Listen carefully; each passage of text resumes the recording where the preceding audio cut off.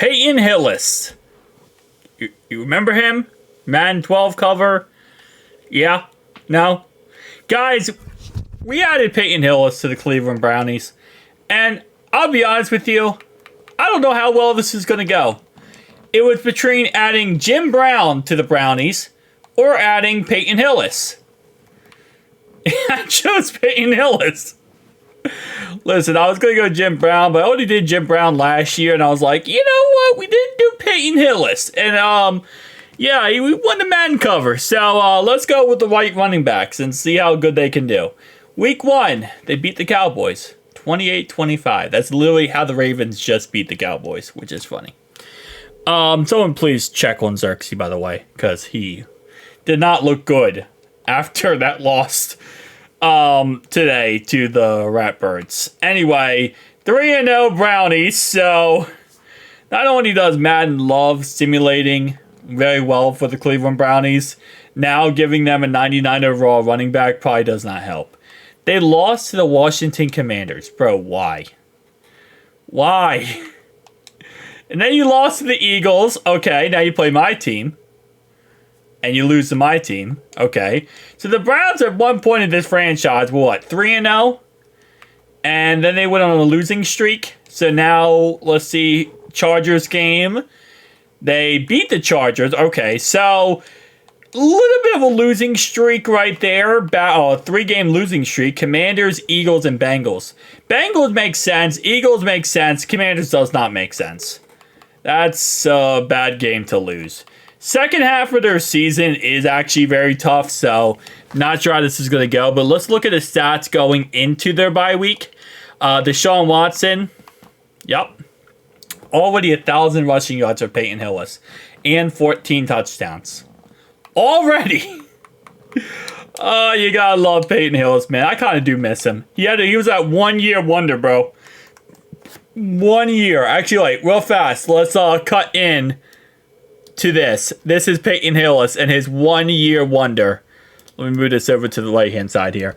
So, the year that he got the Madden cover, he had 1,100 yards and 11 touchdowns on the ground. That was his 2010 year, which was his Madden cover year. Fantastic. And then he didn't do anything after that, so... He also was a 7th round draft pick by the Denver Broncos. I did not even realize that.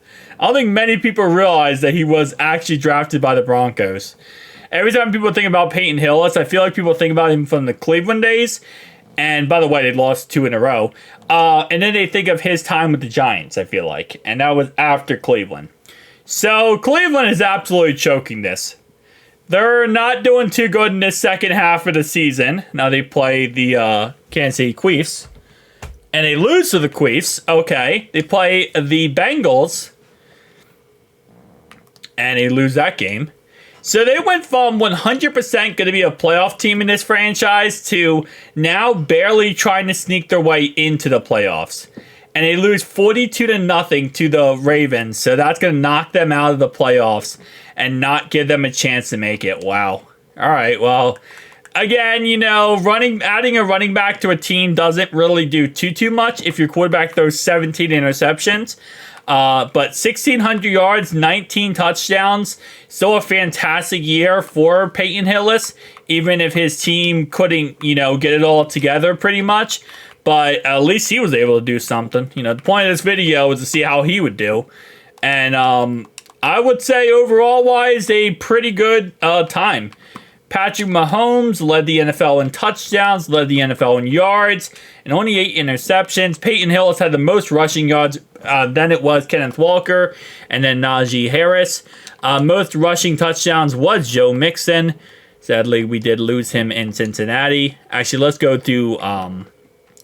I didn't go through passing yards. Let's go back here and let's go through passing. And then we're going to check out the MVP awards. So... Cooper Kupp led the NFL in passing, or sorry, in receiving, excuse me, not passing. So they were 19th ranked offense and 28th defense. Okay, so that was definitely a problem. Did not show up on MVP, on the MVP race. All right, so it looks like Peyton Hillis won Offensive Player of the Year. So at least he got something in the end here for this video. again, like I said, unless you're doing a quarterback and exclusively a quarterback-driven type of player, it's kind of hard for a non-quarterback to win any awards. Or I guess to help a team out to get to a Super Bowl or anything like that. So, league history, Peyton Hillis did win Offensive Player of the Year. But outside of that, nothing really special.